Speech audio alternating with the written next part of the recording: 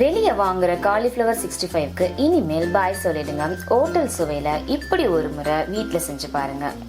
கிறிஸ்பியும் ஸ்பைசியும் சேர்ந்த இந்த காலிஃப்ளவரை பார்த்தாலே சாப்பிடணும் போல இருக்குதா? ஹாய் ஃப்ரெண்ட்ஸ், நான் உங்க நளினி. இன்னைக்கு நம்ம கிச்சன்ல இந்த 65 ஒரு முறை செஞ்சீங்கன்னா வெளியே வாங்கி சாப்பிடவே மாட்டீங்க. கிறிஸ்பியா முறுமுறுன்னு சீக்ரெட் மசாலாவோட எப்படி செய்யுதுன்னு பார்க்கலாமா? காலிஃப்ளவரை பார்த்தீங்கன்னா இந்த மாதிரி நல்லா பொடிசாக வந்துட்டு கிள்ளி எடுத்துக்கலாம். இதில் புழு இருக்கான்றது பார்த்து செக் பண்ணிக்கோங்க. இதை நம்ம பார்த்தீங்கன்னாக்கா ஒரு பவுலில் சேர்த்துட்டு சுடு தண்ணியை இதில் ஊற்றிட்டு நல்லா வாஷ் பண்ணி தான் எடுக்க போகிறோம். சுடு தண்ணியில் மூழ்கி வைக்கல, ஏன்னா நம்ம எண்ணெயில் பொரிக்கும் பொழுதே பார்த்தீங்கன்னாக்கா இது நல்லா பொரிஞ்சிரும். அதனால் சுடு தண்ணியில் நல்லா வாஷ் பண்ணி தான் எடுத்துக்கிறேன். நான் 200 கிராம் காலிஃப்ளவர் எடுத்திருக்கேன். நெக்ஸ்ட்டு ஒரு ஸ்பூன் பார்த்தீங்கன்னாக்கா எலுமிச்சப்பழம் சேர்த்துக்கிறேன். அதுக்கு மேலே சேர்த்திங்கனாக்கா புளிப்பு சுவை அதிகமாகிடும். உங்களுக்கு புளிப்பு நிறைய பிடிக்கும்னா நீங்கள் கொஞ்சம் எக்ஸ்ட்ரா சேர்த்துக்குங்க. நெக்ஸ்ட்டு தேவையான அளவுக்கு உப்பு சேர்த்து நல்லா கலரிக்கலாம். நெக்ஸ்ட்டு சிக்கன் மசாலாவை 1.5 ஸ்பூன் சேர்த்து நல்லா மிக்ஸ் பண்ணிக்கலாம். நெக்ஸ்ட்டு மட்டன் மசாலாவையும் 1.5 ஸ்பூன் சேர்த்து நல்லா மிக்ஸ் பண்ணிக்கலாம். Next 1 table spoon Kashmiri chilli கலருக்காக சேர்த்துக்கிறோம்.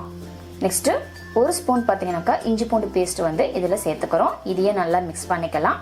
நெக்ஸ்ட்டு 2.5 ஸ்பூன் பார்த்தீங்கன்னாக்கா கார்ன்ஃப்ளவர் மாவு சேர்த்து நல்லா மிக்ஸ் பண்ணிக்கலாம். கார்ன்ஃப்ளவர் மாவு சேர்த்து ஃபஸ்ட்டு மிக்ஸ் பண்ணும்போது பார்த்தீங்கன்னாக்கா நல்லா கோட்டிங் ஆகி நல்லா உள்ளே கிறிஸ்பினஸ் கிடைக்கும். அதுக்கப்புறமா பார்த்தீங்கன்னாக்கா 2 டேபிள் ஸ்பூன் அரிசி மாவு சேர்த்து நல்லா மிக்ஸ் பண்ணிக்கலாம். இதை ஒரு 10 மினிட்ஸ் ஆற விட்டுடலாம் ஃப்ரெண்ட்ஸ்.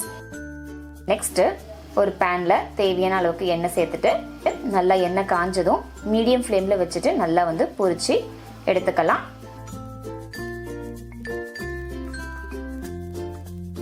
அவ்வளோதான் ஃப்ரெண்ட்ஸ், ரெடி ஆயிடுச்சு. இதை ஒரு பவுலில் இப்போ சேர்த்துடலாம். அவ்வளோதான் ஃப்ரெண்ட்ஸ், கடைசியாக கருவேப்பிலையை பொரிச்சு எடுத்துக்கலாம் friends.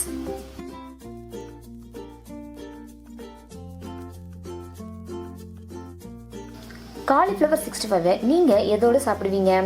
Tomato sauce, mint chutney, mayonnaise, இல்லை அப்படியே சாப்பிடுவீங்களா? கமெண்ட்டில் கண்டிப்பாக சொல்லுங்கள். அப்படியே உங்கள் வீட்டில் காலிஃப்ளவர் 65 எத்தனை பேருக்கு பிடிக்கும்னு கண்டிப்பாக சேர்த்து சொல்லுங்கள்.